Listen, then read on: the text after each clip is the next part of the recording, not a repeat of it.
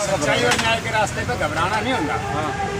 हम कोई गलत काम इससे भी कुछ न कुछ ये संघर्ष है तो परंपराएं जो हमारी गलत हैं वो खत्म हो जाएगी।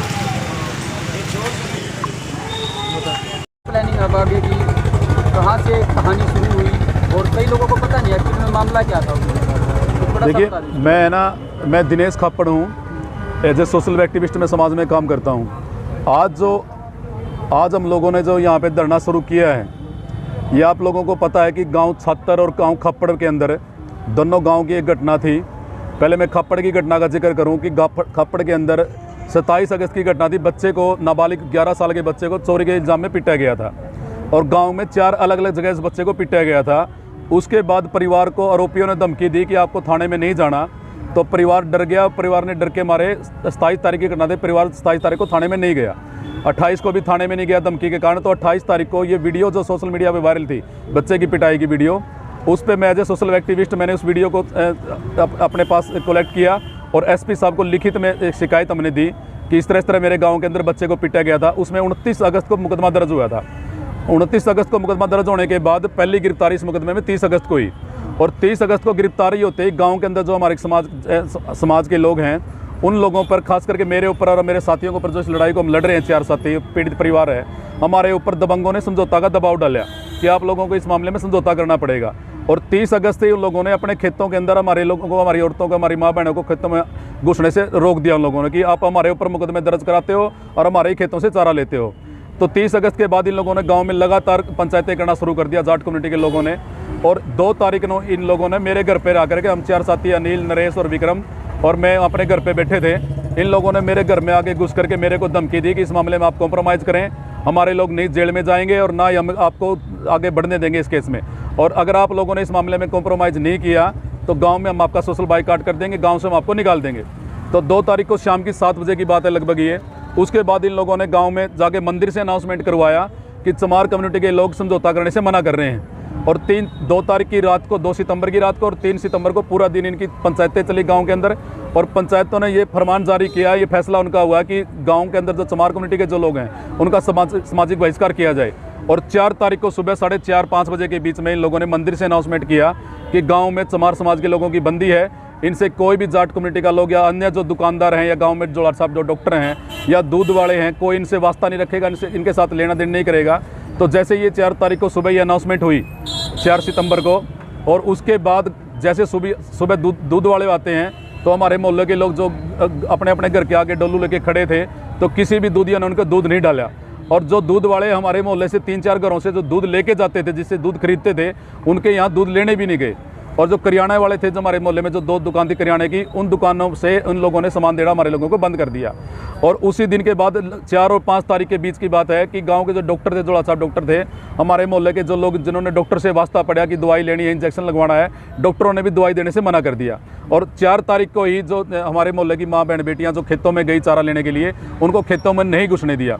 तो फिर जो इन लोगों ने धमकी दी थी, इनके जो आवारा लड़के थे, इनकी कास्ट के जो आवारा लड़के थे, इन लोगों ने 2 तारीख की रात को, 3 सितंबर की रात को और 4 सितंबर की रात को गांव के अंदर, हमारे मोहल्ले के अंदर तेज बाइक दौड़ाते और किलकियां मारते हुए गुजरते और धमकियां देते, जाति सूचित शब्द कहते। और 3 दिन में गाँव का माहौल ऐसा तनावपूर्ण हो गया और हमारे मोहल्ले में बहका माहौल हो गया।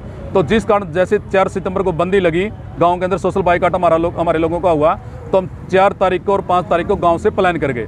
और प्लान करने वाले हम 16 परिवार थे, जिसमें से 16 परिवारों में से 11 परिवार वापस गांव के अंदर 20 दिन के बाद, कोई 1 महीने में, कोई 20 दिन में 11 परिवार वापस गांव में जा चुके हैं। लेकिन जो पीड़ित परिवार है, जो बच्चे का पीड़ित परिवार है, और इस लड़ाई में जो इस परिवार के साथ हम 4 सदस्य, 4 अलग अलग परिवारों के लोग हैं, हम आज भी 5 परिवार 45 दिन से गाँव से बाहर हैं।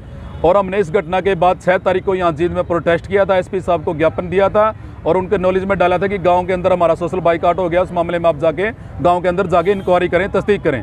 और एसपी साहब ने 6 सितंबर को बोला था कि मैं 8 सितंबर को डीसी जींद को लेकर के आपके गांव का दौरा करूंगा और जाके तस्दीक करूंगा वास्तव में गांव में प्लान हुआ है या नहीं हुआ है। जिन 16 परिवारों के घरों पे ताले लगे थे, हमने एसपी साहब को फोटो दिखाई थी, ये देखो सभी के घरों पे ताले लगे हुए हैं। लेकिन 8 सितंबर को एसपी साहब गांव में नहीं गए, ना डीसी साहब गए, और 8 सितंबर क्या आज तक घटना के 45 दिन बीत जाने के बाद भी आज भी एसपी साहब और जिनसे डीसी साहब अभी तक गांव का दौरा करने के लिए नहीं गए हैं। तो आज भी हम 5 परिवार लगातार 45 दिन से अपने घरों के ताला लगा के इंसाफ की लड़ाई के लिए दर दर की ठोकरें खा रहे हैं। बेघर हैं हम लोग और जींद में 3 प्रोटेस्ट हम कर चुके हैं, लेकिन हमें कोई इंसाफ नहीं मिला। जैसे डीसी साहब ने उनसे एसपी साहब से कंटिन्यू, उसके बाद ये एसपी साहब ने बोली थी ये बातें कि मैं डीसी साहब को लेके गांव में जाऊंगा। उसके बाद हम 3 बार एसपी साहब से मिल चुके हैं और हमारे केस में जो इन्वेस्टिगेशन ऑफिसर हैं वो एएसपी नरवाना है, उनसे तो लगातार हम मिलते रहते हैं, जांच में सहयोग भी कर रहे हैं। आज तक सोशल बाइकाट का मुकदमा दर्ज नहीं किया। 8 सितंबर को हमने एप्लीकेशन दी थी सोशल बाइकाट के मामले में आरोपियों के खिलाफ कार्रवाई के लिए, थाना उचाना में दी थी और एसपी साहब को दी थी। आज तक उसमें मुकदमा दर्ज नहीं हुआ है। और जो बच्चे की पिटाई करने वाले जो आरोपी 10 आरोपी हैं, जो मेरे नाम से कंप्लेन दर्ज है, उसमें 4 आरोपी बाई नेम है जो वीडियो में साफ दिख रहे हैं। उसके बाद जो बच्चे की स्टेटमेंट दर्ज हुई, इसकी माँ की स्टेटमेंट दर्ज हुई, जिसमें टोटल आरोपी जो बनते हैं बच्चे को पीटने वाले 10 लोग हैं वो। और आज तक सिर्फ 3 लोगों की अरेस्टिंग हुई है, 7 लोग आज भी फरार चल रहे हैं, पुलिस की गिरफ्त से बाहर हैं। और इसलिए आज मजबूरी हमारी ये बन गई कि 3 प्रोटेस्ट करने के बाद और इतना लंबे समय बीत जाने के बाद भी आज तक हमारे मामले में सोशल बाइकाट वाले मामले में पुलिस ने एफआईआर दर्ज नहीं की। 7 आरोपियों को अभी गिरफ्तार नहीं किया जो बच्चे की पिटाई वाले मामले में अभी पेंडिंग है।